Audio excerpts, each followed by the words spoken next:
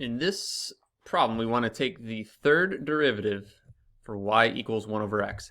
This is a very common scenario that I see a lot of mistakes made because of the fact that we're going to have a lot of negatives flying around. So you want to really pay attention to negatives, especially when you get into, like, what if the problem was this, negative 1 over x, or like a different constant. Like, there's a lot of areas where the negative could cause a little bit of issue, so you want to definitely be careful when going through this process. So let's do the first derivative, so dy over dx.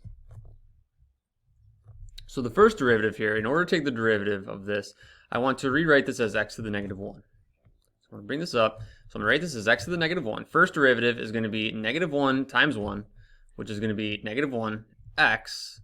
Subtract 1, negative 1 minus 1 is a negative 2. So this is going to be negative 1 over x squared. And I'm just going to write it out like that. I'm probably just work off of this as I go through the derivatives, but I just want to show you specifically what the derivative equals, and that's negative 1 over x squared. And right away, you might be thinking like, okay, yeah, there's definitely some room for error here. There's definitely some potential negative issues coming up. So that's why you want to be careful. So now let's take the second derivative.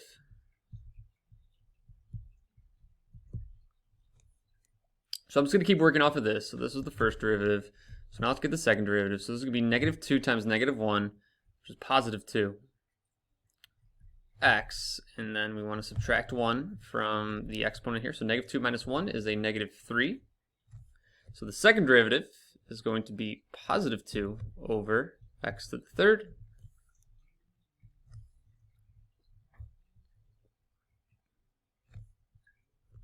Now let's do the third derivative, because that's what it's asking for.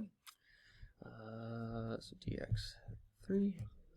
So here we go. So now this is going to be the third derivative. Negative 3 times 2 is negative 6. X minus 1. Negative 3 minus 1 is a negative 4. So the third derivative is going to be negative 6 over x to the fourth.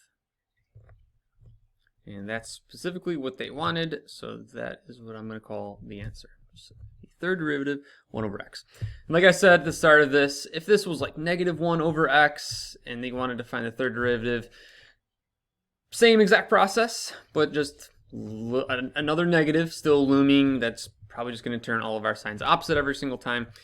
But just this problem is a very common scenario that I've seen a lot of mistakes on just because of the fact of these negatives, and especially with taking the derivative of x to the negative 1. I want to make sure you're doing that accurately. Negative 1 minus 1 is a negative 2. It's just another area where you could easily make a little mistake there.